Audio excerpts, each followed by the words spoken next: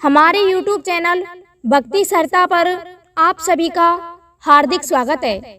जैसा कि आपको पता होगा कि हम प्रत्येक दिन एक रहस्यमय वीडियो लेकर के उपस्थित होते हैं, तो आज हम आपको पुराणों की एक ऐसी ही अद्भुत कथा लेकर के उपस्थित हुए हैं।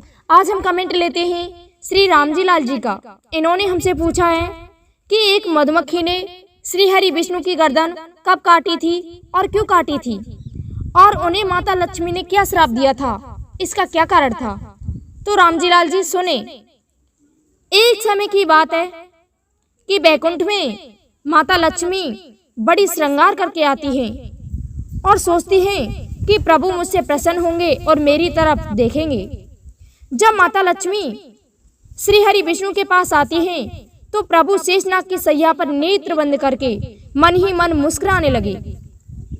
तो माता लक्ष्मी सोचती हैं कि प्रभु मेरा उपहास उड़ा रहे हैं या कुछ और कारण है। जब बहुत देर तक प्रभु मुस्कुराते ही रहे तो माता लक्ष्मी को उन पर क्रोध आ गया और श्रोताओं, क्रोध में आकर के श्री हरि विष्णु को श्राप दे दिया कि जो गर्दन मेरी तरफ मुड़कर ना देख सकी वह गर्दन धड़ से अलग हो जाए। इस प्रकार के श्राप को देखकर प्रभु खड़े हो गए और कहने लगे, हे देवी, ये आपने क्या किया? मैं तो वैसे ही मुस्कुरा रहा था। तो माता लक्ष्मी को भी बड़ा ही पश्चाताप हुआ और भक्तों उन्हें बड़ा ही दुख हुआ। तभी माता पराशक्ति उस जगह पर प्रकट होती हैं। भक्तों, पराशक्ति सभी देवियों में श्रेष्ठ हैं, जिनका भजन स्वयं त्रिदेवी करते हैं, और त्रिदेवों की रचना भी माता पराशक्ति ने ही की थी। वो है माता पराशक्ति। तो माता पराशक्ति कहती हैं, हे देवी, विलाप ना करें। संसार में जो कुछ भी होता है वो सब मेरी इच्छा से ही होता है। इस श्राप की वजह भी मेरी ही एक लीला का भाग है। तो भक्तों, इधर माता पराशक्ति वहां से चली जाती हैं। तो इधर एक महान श्रेष्ठ दैत्य था, उसका नाम था हयग्रीव। उसने माता पराशक्ति की कड़ी तपस्या की। जब उसको बहुत समय बीत गया तपस्या करते करते, तो माता पराशक्ति उन पर प्रसन्न हुई और उसे कहने लगी कि हे पुत्र हयग्रीव, वरदान मांगो, क्या मांगना चाहते हो। तो वह दुष्ट राक्षस कहने लगा कि माता, मुझे अमृत चाहिए। तो माता पराशक्ति कहने लगी कि नहीं, मैं तुम्हें अमृत नहीं दे सकती। तो वह राक्षस कहने लगा कि ऐसा वरदान दीजिए कि मेरा वध हयग्रीव के हाथों से ही हो, कोई भी इस संसार में मेरा वध ना कर सके।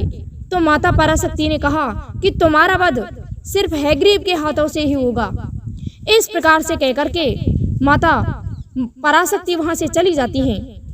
अब तो वह दुष्ट राक्षस वरदान को पाकर के सभी लोगों पर अपना आधिपत्य स्थापित करने लगा, यहाँ तक कि उसने ब्रह्मदेव पर भी विजय पा ली। जैसे जैसे समय व्यतीत होता गया, उस दैत्य का आतंक बढ़ता गया और भक्तों, उस दैत्य के आतंक की वजह से सभी लोगों में त्राही त्राही मच गई। सभी देवता श्री हरि विष्णु के पास पहुंचते हैं और कहते हैं, हे प्रभु, इस दुष्ट राक्षस से रक्षा कीजिए। देवताओं के कहने पर श्री हरि विष्णु उस राक्षस से युद्ध करने के लिए चल देते हैं। भक्तों, श्री हरि विष्णु और हयग्रीव में भयंकर युद्ध होता है, लेकिन दोनों में से किसी की भी जीत या हार निश्चित नहीं होती है।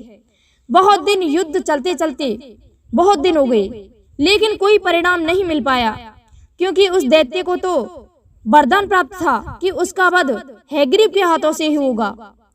इधर वो राक्षस हयग्रीव भी युद्ध करते करते थक गया और इधर श्री हरि विष्णु युद्ध करते करते थक गए, लेकिन कोई परिणाम नहीं निकल पाया। अंत में दोनों हार करके सो जाते हैं। ये देख सभी देवता आश्चर्य करने लगे कि स्वयं श्री हरि विष्णु हैरान हो गए।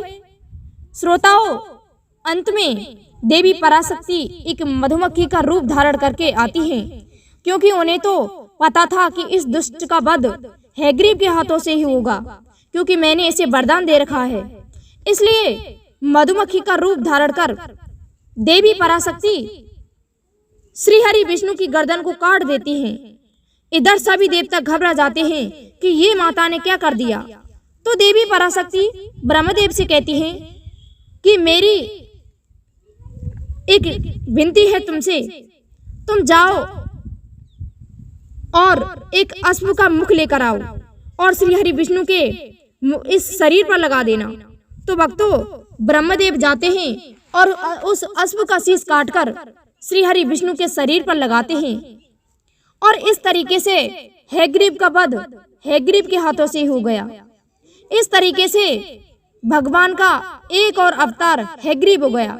भक्तों इसी कारण स्वयं माता पराशक्ति ने एक मधुमक्खी का रूप धारण कर भगवान श्री हरि विष्णु की गर्दन काटी थी। और यहाँ एक और बात आ गई कि उन्हें श्राप क्यों दिया था राम जी लाल जी। उन्हें श्राप इसलिए दिया था माता लक्ष्मी ने क्योंकि वे उनकी तरफ देख नहीं रहे थे, उनका उपवास उड़ा रहे थे। भक्तों इसी के साथ हमारा वीडियो संपन्न हुआ। हम समझते हैं राम जी लाल जी को हमारा वीडियो पसंद आया होगा। हम भक्तों से एक निवेदन करना चाहेंगे, यदि आप हमारे चैनल पर नए हैं तो हमारे चैनल को सब्सक्राइब कर दें, साथ ही बेल आइकन को भी प्रेस कर दें जिससे कि आने वाले वीडियो का नोटिफिकेशन आपको मिलता रहे। धन्यवाद। मिलते हैं अगली वीडियो में। जय श्री कृष्ण।